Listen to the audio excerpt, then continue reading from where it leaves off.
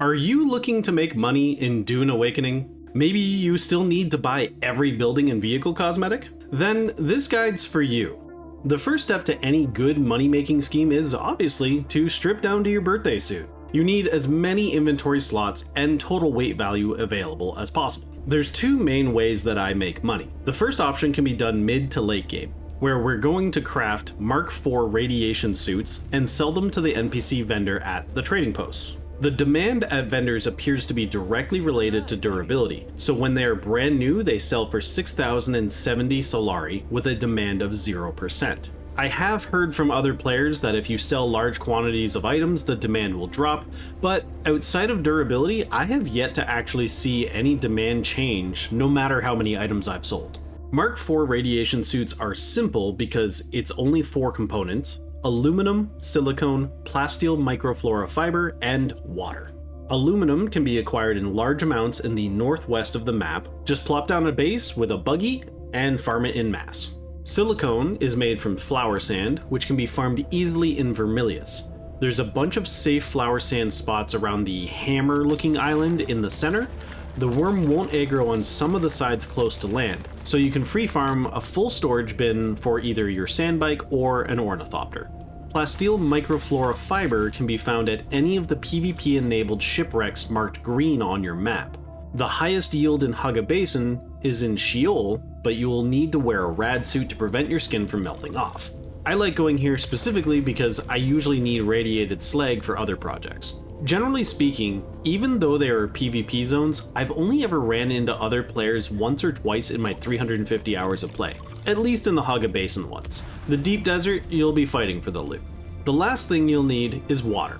Do the main story until you unlock death stills. Make sure your base location is near NPC strongholds so you can easily fill up a buggy or assault thopter with bodies. These give some of the best water gains in the game. Personally, I have a set of death stills at each of my bases so that the aluminum can craft at one, the silicone at another base, and then the main base is where I bring all of these items together to make the radiation suits.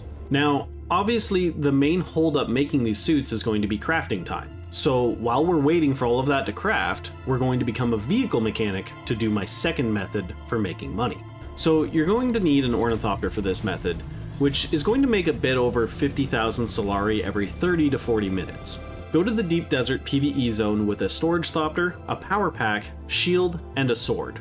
The stronger the sword, the easier the enemies will be. I use a unique duraluminum sword now, but when I started, I used a steel tier 1. Ideally, you want to take Bindu Sprint, Shigawire Claw, and Knee Charge as movement abilities for speed, and any passives to enhance your energy, stamina, health, and melee damage. We're going to farm all 6 of the PvE's testing stations at the bottom of the deep desert. These don't change each week, so after a couple runs, you'll have them all memorized. A lot of people run these testing stations for the loot, so usually you don't even have to fight enemies, but unlike these people, we want to suck up every single bit of loot. Except darts and grass, so you can drop those. The weapons and armor sell for Solari, and because we stripped, these will auto-equip as you pick them up, saving you inventory slots. The components can either be used in crafting, or if you have an overabundance, they can also be sold. You get so many that even though they aren't worth a lot, it adds up. The spice-infused duraluminum also sells for a lot, and after a few runs you won't need any more for crafting, so you may as well sell it too. And lastly, vehicle parts are one of the most valuable items that most people just drop on the ground because they're heavy, and we want all of it. We're here to be greedy.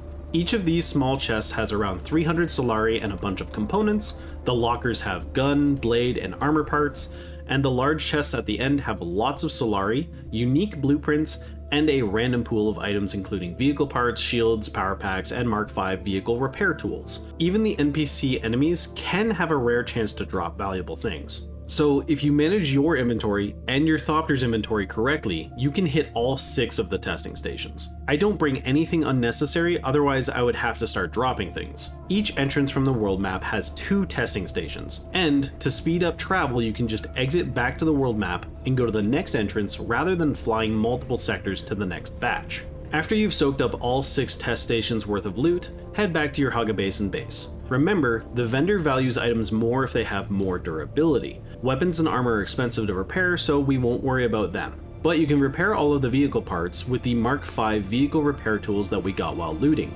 and just a little bit of repair wire, which basically makes this free. Just make sure that you have the level 3 vehicle repairing perk as well. At your base, you will want a chassis and hull for each vehicle type. Slap on the parts, repair them, and take them back off. Then we fly everything over to the trading post and sell it all. This entire process takes me between 30 and 40 minutes. Depending on random drop chances for vehicle parts, I make between 50 and 60,000 Solari per run. During that time, the components for the radiation suits are crafting, and then you get to sell those as well. You could also hit up the shipwrecks in Deep Desert for the fibers while doing the testing stations, but then you risk losing it all in PvP, and you usually run out of inventory slots. Lastly, you could also sell any of these items on the auction house, but personally I just can't be bothered, so I just vendor them. I hope this guide helped you to become rich, and if it did, make sure to share it with your friends. YouTube is going to recommend another video on the left, and my entire Dune Awakening playlist on the right.